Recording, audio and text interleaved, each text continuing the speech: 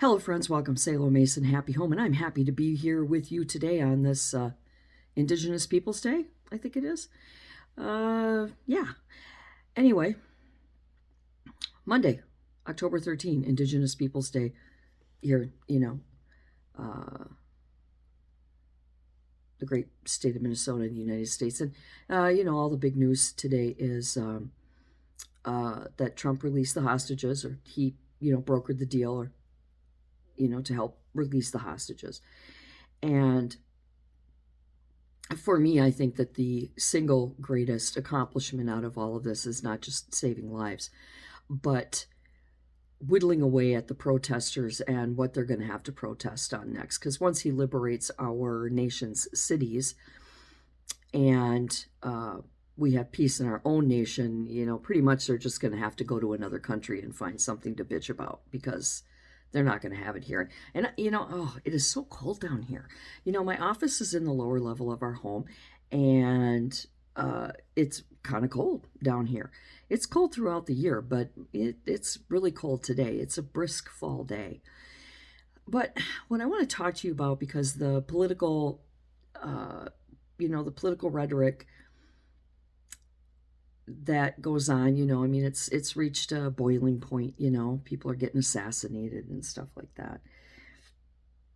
But I want to talk to you today about Zoran Mamdani. Now, I have no regard or respect for him. He's ilk in my book. He was born and raised in a corrupt nation by corrupt politicians and people that have no regard for life.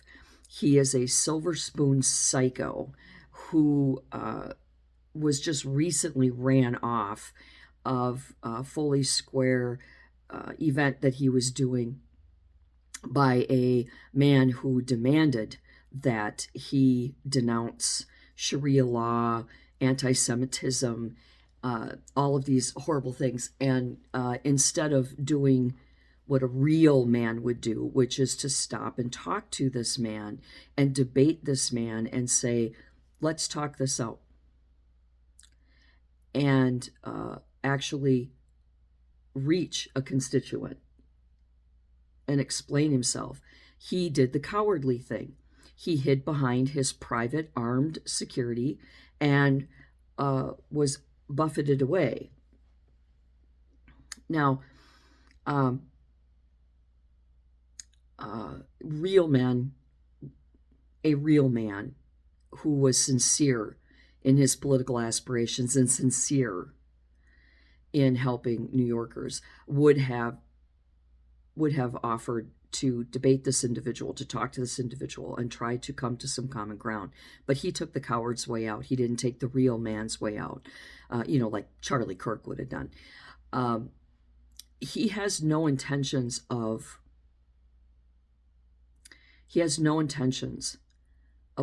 doing something to make New York City better, safer, more economically sustainable. He wants to turn it into little Uganda. He wants to take over, because he doesn't know anything else. He doesn't know any better. He is a gazillionaire's child, and that gazillionaire has his own armed army. He actually has an army that is masked, is masked, and they are armed, and they are a military. And so he doesn't know anything about how to live here the right way. Now, also, they're not showing you, he's not as popular as people want to give him credit for, because what's happening is the reporters and the photographers are being instructed to stand at these events directly behind his supporters, instead of at the back of the event to encompass the whole event. So you're not seeing the protesters. You're not seeing the naysayers and the people that are challenging him. You're there because there's Mamdani, then his supporters, then the media and then the protesters behind. So they're deliberately leaving out the protesters and the individuals. So you think that he's popular. You think that he's running away with the election, but actually he's not. The Board of Real Estate agencies and the real estate moguls and developers in New York City are absolutely refusing to even consider him. They believe that he is a childish, inexperienced individual and that he has no constructive knowledge with regard to development in New York City and its unique complexities, and the fact that real estate development has always been the linchpin. It's been the backbone of New York City, and you can't stand there and say that you're going to keep your wealth and your private security and live in your lofty little penthouse safe and sound, but you're going to strip all of the other wealthy people of their goods and their real estate. It's physically impossible. It will never happen. Nobody, Democrat or Republican, should allow that or would allow that. And he's talking about releasing extremely dangerous people from Rikers. You don't go to Rikers because you shoplifted a t-shirt from the $5 rack at Target. You go to Rikers because you are a danger to society, an extreme danger to society. So when he says he's going to eliminate prisons, well, that's easy for him to say. He's got private security and bulletproof SUVs. But the millions and millions and millions and millions of working stiffs in New York City, they don't have private security that can carry them up to their penthouse and their bulletproof cars. No, they have to stand on the streets. They have to walk home. They have to take the subway. So it's easy for him to say, oh, I'm just going to close the prisons. We're just going to put them out on the street. And he's got to put them on the street because, for one thing, you can give a murderer all of the mental health and food, clothing, shelter, everything that he gets at prison, okay, for free. Counseling, therapy, group, and all that stuff. They get all of that in prison, you dumb shit. And it's not helping, okay? If it was helping, then we wouldn't have the repeat offenders that we do, career criminals. They would be able to come back out into the world and be a part of functioning society, and they're not, because it's not working. Also, in 2019, one of the things he says is that he's going to replace cops with social workers. Well, the union has something to say about that. The law enforcement union understands that they have a contract with the city and that you're going to have X amount of cops and you're going to do X amount of work for those cops and support those cops. And he just can't come in and stop that, okay? It's a childish mentality. There's a lack of sophistication. There's a lack of experience in this little Fauntleroy's mentality, and his approach to these things are highly unrealistic. He says what uninformed, unintelligent children want to hear from a politician. All of these stupids from Hollywood, these people that lack IQ, that lack sophistication, that have no idea. Remember, when Hollywood and big name people like that support a politician, you have to step back and be concerned about that, because those people are also independently wealthy with private security and private jets and so on. So, they're not affected by the horrible policies that they want to inflict upon the regular people. You need somebody that understands the regular people and what they need, okay? And closing the prisons and loosing these people onto the streets of New York City isn't going to make anybody safer. It's not going to magically turn them into halo polishing altar boys or girls. It's gonna loose mayhem on the city. So that's never going to happen. he wants to replace law enforcement with social workers. Well, in 2019, New York City had a social worker shortage of 14,466 or 22, something like that, of social workers then. And now it's up to almost 17,800 social workers that they're short. And the problem is you can't replace them replace police officers with that, because it takes years and years and years, many, many, many years to become a social worker. And nobody wants to be a social worker because their caseloads are horrendous. The stuff they have to experience without decent pay, without any support as it is, nobody wants to be a social worker, especially in New York City. You can't force people to be social workers. You can't force them to do crisis intervention. You're going to end up forcing inexperienced, uneducated people into these positions who are going to get themselves killed. It's going to be a slaughter. Hostage negotiation, how well does that end?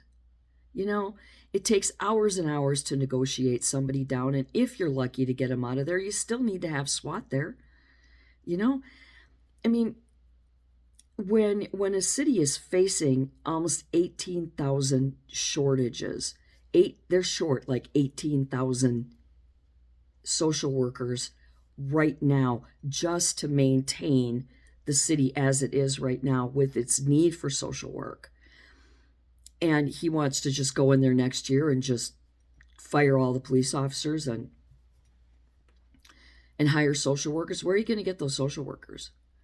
Nobody's going to want to go to New York City that isn't there already. Nobody's going to want to work there. You think that there's people lined up at the border of New York City in all the suburbs in New Jersey and saying, "Oh God, I've always dreamed of being a social worker in the Bronx"? Doubtful. So, first of all, actors and actresses, because they are phony for a living, they cannot be trusted. You really can't trust them. They could be lying and acting. They could be getting paid to support certain politicians or certain political views. You can never trust them when they're in front of a camera. That's their addiction. That's where they get the money and get paid. You can't trust them. And when they scream and holler that, "Oh, I'm going to leave the country when Trump gets in here," first of all, nobody gives a shit. Because you can work from anywhere. Who gives a frick? And secondly, go live somewhere else. Nobody cares. And you're not affecting the world. Trump isn't going to back down and say, "Oh my God, Ellen DeGeneres is going to leave the country. I guess I'm going to have to cancel my campaign." Who fucking cares? These people are so bad. They're out of touch. They don't have a grasp of reality. And Zoran Mamdani is now their poster child for extreme, grotesque wealth. He had a 3-day reception at a Ugandan palace.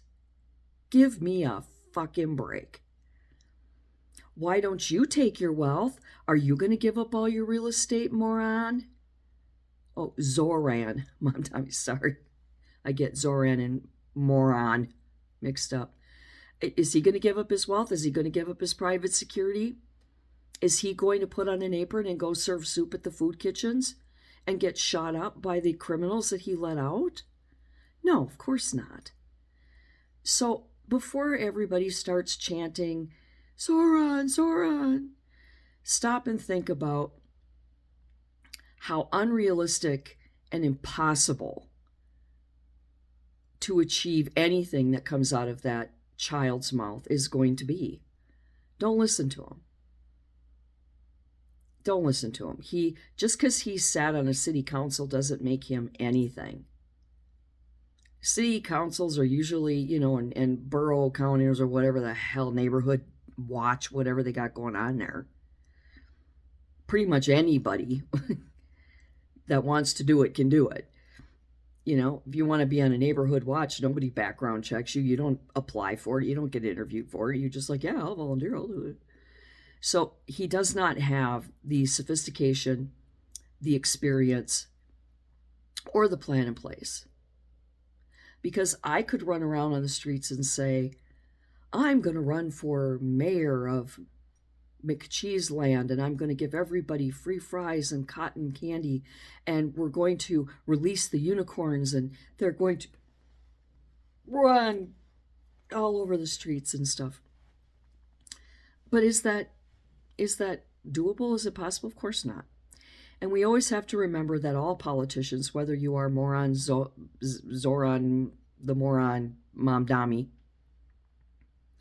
or Trump or anybody, there is something called rhetoric, and they are going to use whatever rhetoric is possible in order to get your vote. And then once they get in, of course, they have to go up against, their states and their communities, leaders and rules and whatnot. You can't just go in and,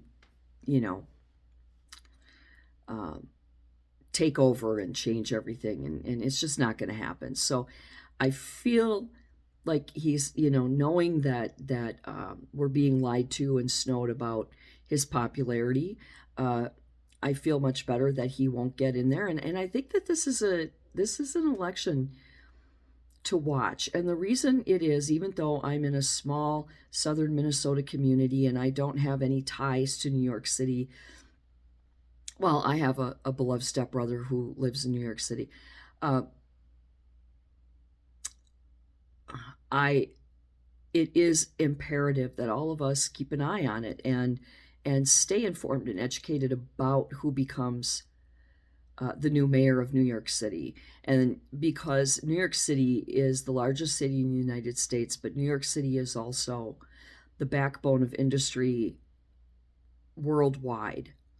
And a collapse of New York City would be a collapse of not just the nation in so many aspects, but the world at large. So it is absolutely life and death that everybody stay informed and support New York City and get out there and really learn about what's happening there and understand that Zoran the moron is he's just a silver spoon psycho.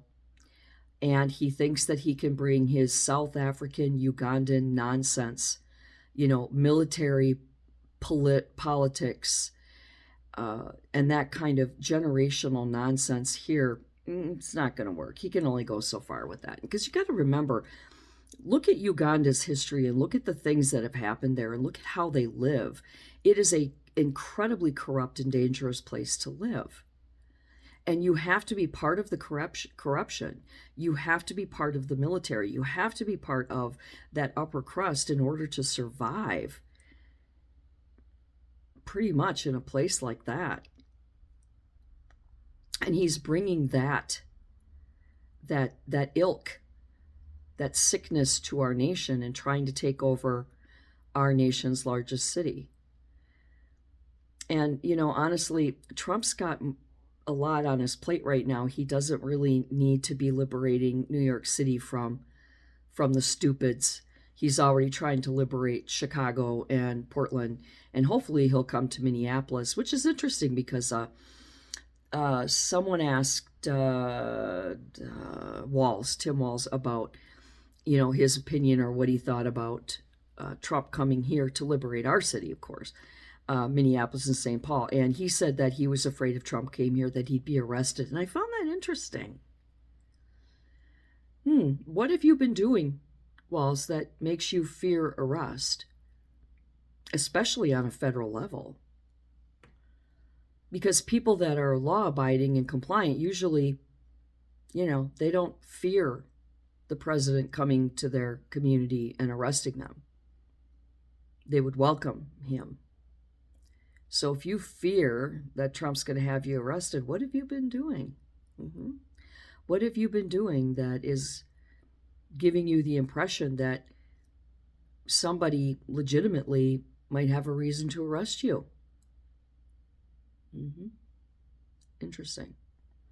So, Zoran the Moron Mamdani is a silver spoon psycho who has absolutely no credibility. The people that are supporting him are fake supporters. They are other wealthy elites who are don't take the subway, don't stand on the street corners, don't have to walk back and forth, don't struggle with their rent, so on. And uh, he has no place in their society. And I hope that he gets his ass handed to him at the election and he loses big. I don't really care at this point who gets in as long as it's not him. And until next time, do good and be good.